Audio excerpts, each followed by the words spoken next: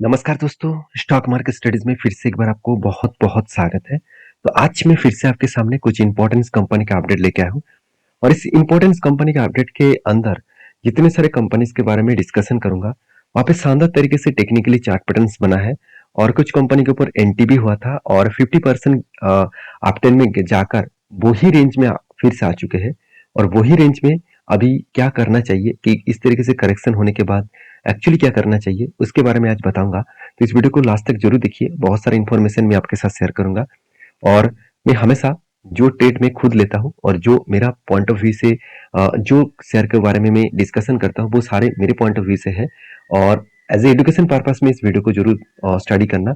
मेरी तरफ से कोई भी बाय एंड सेल का रिकमेंडेशन नहीं है। अगर आपको किसी भी कंपनीज़ के ऊपर काम करना है, तो आपके रिसर्च के हिसाब से, आपके मतलब स्टडी के हिसाब से, आपके रिस्क मैनेजमेंट के हिसाब से काम करिए। किसी भी कंपनीज़ के ऊपर मैं एक चीज़ आपको बोल सकता हूँ, किसी कंपनीज़ के ऊपर 3 से 4% से ज़्यादा होल्डिंग्स मत उठाइए अगर आप बिगिनर हो तो। अगर आपके पास एक्सपीरियंस है, आपका नॉलेज है, तो आप 5 से 6% तक जा सकते हैं। तो ये देखिए ये मैं कुछ इस तरीके से ट्रेड करता हूँ, मैं कुछ इस तरीके से फ़ॉर्मूला का यूज़ करता हूँ क्योंकि देखिए, कुछ कंपनी में अगर मान के चलिए आपके पास 1 लाख रुपया है और पूरा के पूरा पैसा आपने डाल दिया, सिर्फ़ 2 ही कंपनी के ऊपर, तो यहाँ पे बहुत बड़ा रिस्क में पड़ सकते हैं। तो मैं मान के चलिए मेरे पोर्टफोलियो में 15 शेयर है, इसमें 15 शेयर में ही 3-3% सॉरी 5-5% के आसपास मैं एवरेजली इन्वेस्ट करता हूँ। हाँ, कुछ पैसे मैं पास में रखते भी हूँ क्योंकि मुझे अगर एवरेज करना है किसी कंपनीज के ऊपर तो मैं कुछ पैसा अकाउंट में पड़े रहते हैं। जब मुझे एवरेज करने का मौका मिले तो एवरेज भी करता हूँ। उससे पहले चेकआउट करता हूँ कि कहाँ पे एवरेज करना चाहिए, जो मैं आज आपको बताऊंगा। तो देखिए सबसे पहले जो कंपनी है उसके बारे में बात करूँ, उसका नाम है टाटा एल्क्सी। देखिए टाटा एल्क्सी टाटा ग्रुप के आईटी सेक्टर इंडस्ट्रीज में small and medium type categories में नंबर वन कंपनी है। तो आप कहेंगे सर, अगर कंपटीटर के हिसाब से देखा है तो परसिस्टेंट नंबर वन बन गया था, अभी टाटा एल्क्सी नंबर वन है। तो देखिए मैं बार बार आपको यही बोल चुका हूँ, ये दोनों कंपनी के ऊपर market cap same to same है। देखिए कितना फर्क है, इसमें 260 करोड़ और इसमें 223 करोड़। तो ये हमेशा अब हमेशा दोनों ही के ऊपर कंपटीशन चलता रहेंगे। तो मेरे कहने का मतलब है कि फर्स्ट में रहे, सेकंड में रहे, कुछ भी रहे, कंपनी का परफॉर्मेंस क्या हो रहा है वो देखना बहुत इंपॉर्टेंस है। जैसे देखेंगे कंपनी का डेप्थ परसिस्टेंस से कम है, कंपनी का आरओसी परसिस्टेंस से ज्यादा है, कंपनी का सेल्स ग्रोथ दोनों में आसपास ही है, उतना ज्यादा फर्क नहीं है। कंपनीज के बाकी जो पैरामीटर्स है, जैसे कंपनी का क्वार्टरली जो रिजल्ट है वो आपको दिखा दूं, तो जितने सारे जून क्वार्टर गया, उस जून क्वार्टर के मैं आपके साथ डेटा रखूं तो देखिए 400 करोड़ से बढ़ के हो चुके 560 करोड़, उसमें 726 करोड़, उसके बाद 850 करोड़। तो इसका मतलब हर साल में कंपनी जून क्वार्टर का जो डेटा आया, लास्ट जो जून क्वार्टर का डेटा आया, वहां पे देखा जाए तो कंपनी सेल्स को लगातार इंक्रीज करते चले गए और उसके बाद देखिए एक्सपेंस को भी कंपनी मेंटेन किए और एक्सपेंस को मेंटेन करने के बाद कंपनी का अच्छा खासा प्रॉफिट भी आया। जो प्रॉफिट यहाँ पे देखने को मिला है 69 करोड़, 113 करोड़, 185 करोड़ और 189 करोड़। इसका मतलब बेस्ट तरीके से यहाँ पे परफॉर्मेंस देखने को मिला है और इस बेस्ट तरीके से परफॉर्मेंस के हिसाब से बात करूँ तो मेरे हिसाब से एक पॉजिटिवली यहाँ पे परफॉर्मेंस कंपनी के ऊपर हो रहा है, जिसके चलते इस कंपनी को मैं पॉजिटिवली सोचता हूँ। तो कंपनी के सबसे जो अच्छा पॉइंट आपको लगेगा कि कंपनी के पास कोई भी कर्जा नहीं है। हाँ, इस बार कंपनी छोटा-मोटा कर्जा उठाया, वो कर्जा किस बेसिस में उठाया गया वो देखना ज़रूरी है। देखिए, कंपनी का कोई भी शॉर्ट टर्म, लॉन्ग टर्म के लिए कोई भी कर्जा नहीं है। आपको लग रहा है कि कंपनी ने कुछ शॉर्ट टर्म, लॉन्ग टर्म के लिए कर्जा लिया, ऐसे नहीं किया। कंपनी का जो कर्जा है वो लीज़ लायबिलिटी के ऊपर है। अभी लीज़ लायबिलिटी क्या होता है? देखिए मान के चलिए आप एक दुकान बनाना चाहते हैं और वो दुकान के लिए आप कोई किराए का दुकान मतलब घर आपको लेना पड़ेगा। तो उस किराए के घर लेने के लिए आपको डिपॉजिट मनी रखना पड़ता है। तो बहुत जगह पे डिपॉजिट मनी अलाउ नहीं है, बहुत जगह पे डिपॉजिट मनी रखना पड़ता है। तो आप जिस एरिया में रहते हैं कि आपका डिपॉजिट मनी देना पड़ता है, तो मुझे ज़रूर कमेंट्स करके सिर्फ येस लिख दीजिए।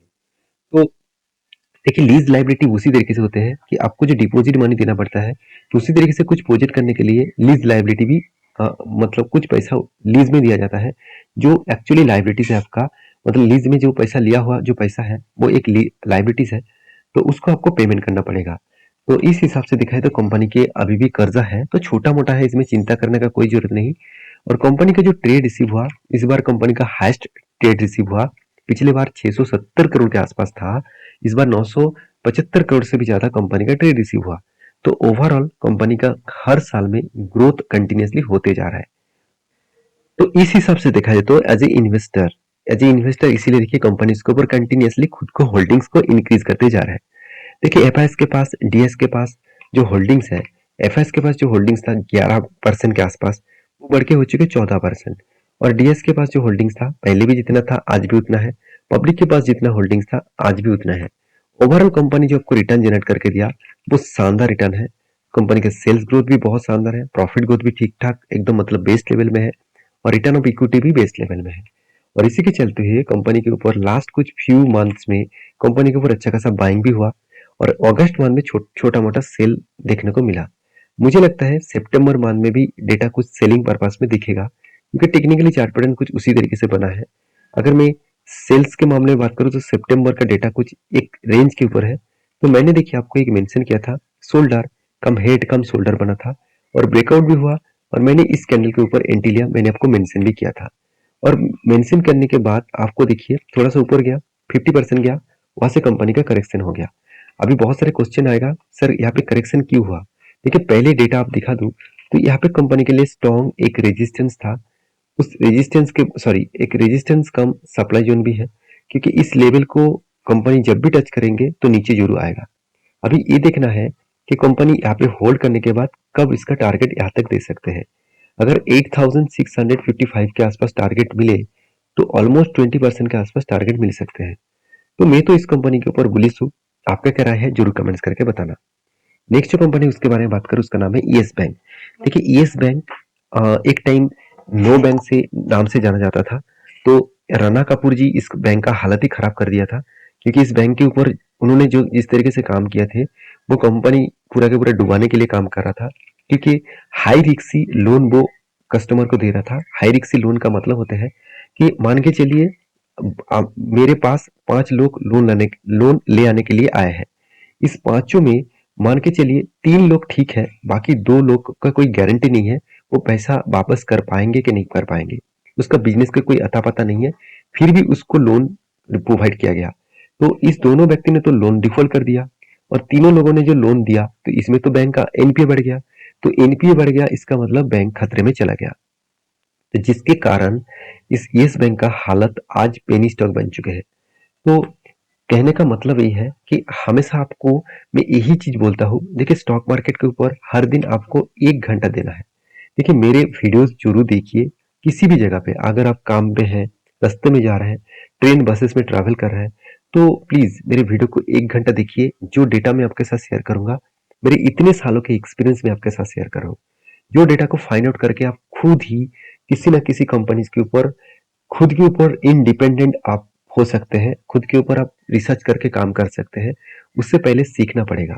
मेरा मकसद कोई टिप्स देना नहीं है, मेरा मकसद है आपको मैं उसी चीज को शेयर करूं जिसको स्टडी करके आप काम कर सके, मतलब काम कर पाएंगे। तो अभी जो नया मैनेजमेंट है वो मैनेजमेंट अच्छी तरीके से कंपनी को रिप्रेजेंट करा रहा है, क्योंकि जिस कंपनी लॉस मेकिंग कंपनी हो गया था आज वो प्रॉफिट में कन्वर्ट हो चुके हैं। अगर यही चीज को मैं क्वार्टरली रिजल्ट के बारे में बात करूं तो ध्यान दीजिएगा, कंपनी का लगातार लास्ट कुछ फ्यू क्वार्टर्स में कंपनी का सेल्स बढ़ते चले गए, और कंपनी का प्रॉफिट मार्जिन भी बढ़ता चला गया। 204 करोड़ से बढ़ के हो चुके थे 300 करोड़, और इस बार कंपनी का 350 करोड़ के आसपास प्रॉफिट जनरेट हुआ।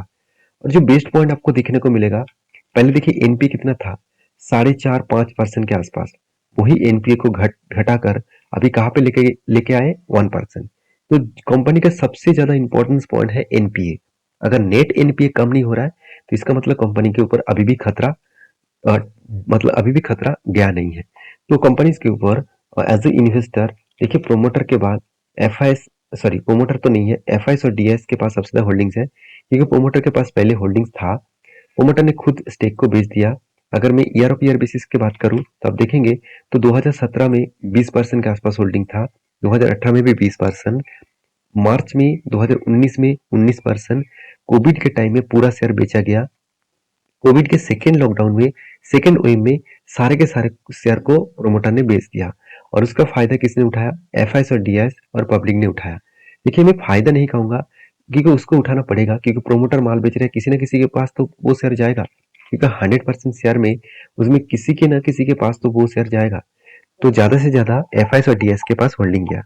और जब बैंक डूबने वाले थे तब गवर्नमेंट ने इसको सपोर्ट देने के लिए एसबीआई को कहा गया कि तुम जाकर इसके ऊपर निवेश करो। तो एसबीआई ने 30% के ऊपर इसके ऊपर होल्डिंग्स किए और एलआईसी ने भी इसके ऊपर इन्वेस्टमेंट किए। तो वो चीज़ आप यहाँ पे डीआईएस की लिस्ट में देख सकते हैं। State bank of India 30% holdings किए थे। आज उन्होंने स्टेक कम किया और उसके साथ साथ लाइफ इंश्योरेंस कॉर्पोरेशन के पास भी होल्डिंग्स है। तो रही बात इस कंपनी के जो लेवल्स हैं उसके बारे में बात करूं उससे पहले कंपनी के ऊपर देखिए लास्ट कुछ फ्यू मंथ्स में बाई किया गया था। जुलाई मंथ में सेल ऑफ किया गया, अगस्त मंथ में फिर से बाई किया गया और यहाँ पे चार्ट पैटर्न जो बना है तो कुछ इस तरीके से कफ विथ हैंडल पैटर्न्स बना। तो देखिए सॉरी, एक शोल्डर कम हेड कम शोल्डर बना और मैंने आपको ये भी मेंशन किया यहाँ पे इस लेवल को जब ब्रेक करेगा, यहाँ पे कंफर्म जब करेगा इस लेवल के ऊपर कोई कैंडल अगर ग्रीन कैंडल क्लोजिंग दे तब मैं एंट्री लूंगा, उससे पहले एंट्री में एक भी नहीं लूंगा। तो मेरे कहने का मतलब है कि अच्छा खासा यहाँ पे एंट्री बन सकते हैं। उस एंट्री को आप इजीली यहाँ पे मतलब ट्रैक कर सकते हैं। तो नेक्स्ट जो कंपनी है उसके बारे में बात करूं उसका नाम है इंडिया मार्ट इंटरमेश लिमिटेड। देखिए इंडिया मार्ट मेरे सबसे एक पसंदीदा कंपनी है। मेरे पसंद इसीलिए है कि कंपनी इंडिया में अकेला बी टू बी बिजनेस कर रहा है। अभी आप क्वेश्चन करेंगे सर आप तो गलत बता रहे हैं, बी टू बी बिजनेस में तो बहुत सारे कंपनीज है। हाँ आपके बात सही है। ऑनलाइन प्लेटफॉर्म में first time B to B business start किए इंडिया मार्ट ने, क्योंकि B to B business online के हिसाब से देखा जाए तो इस कंपनी अलग लेवल का सोचकर काम कर रहा है। क्योंकि देखिए अगर मैं directly B to B business खुद के प्रोडक्ट के ऊपर करूँ, मान के चलिए मेरे पास कोई प्रोडक्ट है, मैं डायरेक्टली कस्टमर को नहीं बेचूंगा, मैं बिजनेस टू बिजनेस करूंगा। तो मेरा जो प्रोडक्शन है, मेरा जो हाथ में जो प्रोडक्ट है उसको मुझे क्लियर करना पड़ेगा और उसको मुझे बेचना पड़ेगा, नया प्रोडक्शन करना पड़ेगा। तो बहुत कुछ पॉइंट ऑफ व्यू से देखा जाता है। मगर इंडिया मार्ट एक ऐसा प्लेटफॉर्म बना दिया जिस प्लेटफॉर्म के माध्यम से आप खुद का प्रोडक्ट दूसरे कोई बिजनेसमैन को बेच सकते हैं। तो इसी तरीके से बी टू बी मतलब बिजनेस टू बिजनेस को कंपनी यहाँ पे कोलाबरेट करा है। उसके साथ साथ कंपनी कमीशन वो दोनों कंपनी से वो चार्ज करते हैं। तो इसी हिसाब से देखा है तो कंपनी का परफॉर्मेंस भी बेस्ट हो रहा है, कंपनी का मार्केट कैप धीरे धीरे करके बढ़ रहा है और कंपनी के पी रेशियो भी देखा जाए तो अंडर वैल्यूड है, क्योंकि कंपनी इंडस्ट्रीज पी रेशियो से कंपनी का पी रेशियो कम है। तो एक अच्छी बात है। तो कंपनी का आरओसी आरओई तो ठीक है, प्रोमोटर के पास होल्डिंग्स भी अच्छा खासा है और कंपनी का डेप्थ जो है वो जीरो डेप्थ है, हाथ में कैश भी बहुत शानदार है। सबसे जो इम्पोर्टेंट पॉइंट क्या है मैं आपको बता दूं, जो मतलब जो कैश कन्वर्सन साइकिल जो है तो उसके बारे में बात करूं तो वन डे है, मतलब एक दिन के अंदर अंदर कंपनी के हाथ में पैसा आ रहा है। तो मेरे हिसाब से ये बेस्ट पॉइंट है, मेरे हिसाब से यहाँ पे बेस्ट पॉइंट के हिसाब से देखने को मिला। तो कंपनी का आरओसी वो भी देखिए एवरेजली किस तरीके से रिप्रेजेंट कंपनी कर चुके हैं और कंपनी के एज ए इन्वेस्टर प्रोमोटर से लेकर एफआईएस पब्लिक हर किसी के पास इन्वेस्टमेंट है। इन्वेस्टमेंट क्यों ना करे, जो कंपनी इतना शानदार जो परफॉर्मेंस कर रहा है उसके साथ साथ sales growth, profit growth, return of equity जो कंपनी के इतने शानदार है उसमें तो किसी न किसी जगह पे इस तरीके से नजरिया आपको देखने को मिलेगा ही। अभी रही बात कंपनी के एज अ डिलीवरी रिपोर्ट का, तो लास्ट कुछ फ्यू डेज का कंपनी के डिलीवरी तगड़ा देखने को मिला है 67, 58, 67 के आसपास। इसका मतलब अच्छा खासा यहाँ पे डिलीवरी उठाया गया है। और इसी डिलीवरी डेटा के बारे में बात करूं तो मैंने आपको एक टेड मेंशन किया था और वो टेड कुछ इस तरीके से थे, एक शोल्डर कम हेड कम शोल्डर बना था और यहाँ पे ब्रेकआउट भी हुआ और ब्रेकआउट का कंफर्मेशन एक्चुअली कंपनी का अच्छा खासा ब्रेकआउट कंफर्मेशन इस लेवल में हो चुके थे और यहाँ पे एक्चुअली एंटी बना था। और एंटी बनने के बाद मैं एक बार आपको मार्किंग भी कर देता हूँ, ये मार्किंग में पहले आपको टेलीग्राम में करके दिया था। और देखिए ऊपर जाने के बाद फिर से यहाँ पे करेक्शन हुआ और मैंने आपको ये भी बताया फिर से एक यहाँ पे एंटी लेवल बन सकता है। मान के चलिए यहाँ पे मैंने एंटी लेवल मिस कर चुका था तो मैं फिर से इसी जगह पे जब रिटेस्ट कर रहा है तो मैं फिर से एंटी जरूर लूंगा, क्योंकि मेरा टारगेट तो नहीं हुआ। तो टारगेट देखिए किस तरीके से शानदार में टारगेट हुआ और जो टारगेट हुआ वो अराउंड 28% के आसपास और वो भी कितने दिनों में, वो चीज को आपको दिखा दूं तो एंटी लेवल से अगर मैं टारगेट तक देखूं तो ऑलमोस्ट 59 डेज, ऑलमोस्ट 3 मंथ्स के आसपास बोल सकते हैं, सॉरी 2 मंथ्स के आसपास बोल सकते हैं। तो 2 मंथ्स में 28% गेन कोई छोटा मोटा गेन नहीं है। तो मेरे हिसाब से उस कंपनी के ऊपर फोकस रखना चाहिए एज ए लॉन्ग टर्म के लिए, एज ए शॉर्ट टर्म के लिए। तो देखिए नेक्स्ट जो कंपनी है उसका नाम है थॉमस मेडिकेयर लिमिटेड। तो एक मेडिकेयर सिस्टम के ऊपर काम करते एक फार्मास्यूटिकल कंपनी है। तो इस कंपनी के ऊपर एक बहुत बड़ा अपडेट आया, कंपनी यहाँ पे आपके साथ स्प्लिट देने वाला है इसका 10 रुपये का जो फेस वैल्यू था उसको 1 रुपये करने वाला है। हर एक शेयर में कंपनी 10 शेयर यहाँ पे मिलने वाले हैं और यहाँ पे कब मिलेगा? अक्टूबर 10 में। तो मेरे हिसाब से यहाँ पे पॉइंट ऑफ व्यू से देखा है तो परफॉर्मेंस बहुत अच्छा है और इस परफॉर्मेंस को लेकर कंपनी काम कर रहा है। तो कंपनी इसके ऊपर स्टडी करिए, उसके बाद कुछ डिसीजन लीजिए। तो वीडियो अच्छा लगे तो प्लीज लाइक करना, चैनल को सब्सक्राइब भी करना। और हाँ, ये वीडियो टोटली एजुकेशन पर्पस में है, कोई भी मेरे तरफ से बाय एंड सेल का रिकमेंडेशन नहीं है। अगर आपको किसी भी कंपनी के ऊपर काम करना है तो रिसर्च करके ही काम करना। मिलते हैं नेक्स्ट वीडियो में, तब तक के लिए अच्छे से रहिए, अपने ख्याल रखिए, धन्यवाद।